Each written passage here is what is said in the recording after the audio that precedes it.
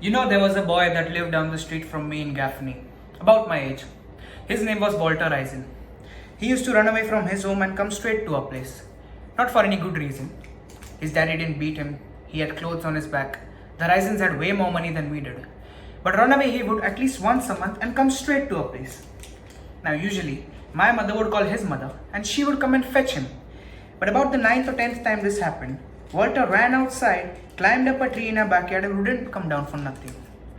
Now, my mother said to his mother, "Why don't you let us keep him until he feels like coming home?" But man, oh man, that boy was stubborn. Night came and he was still up there. No food, no water, no toilet.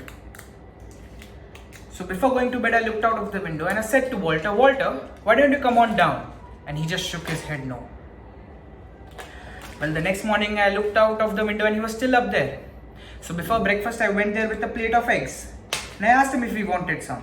And again, he just shook his head no. And I got angry.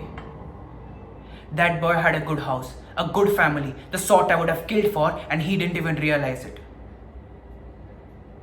So I went back to my tool shed and I took out an axe. And I said to Walter, "You want to know what it's really like to stay in my house?" And I gave that tree a good whack. And Walter started crying, but I kept on. You've never heard screams like that coming out of Walter as I chopped at that tree. He pissed his pants and it came raining down, but I didn't pay it no mind.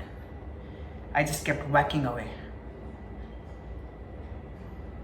Well, it didn't take long before Walter was on the ground and running back to his house. You see, all he needed was a little bit of motivation. So I'll give Claire some time. But for her sake, I hope she comes out of a tree before I have to bring out my axe.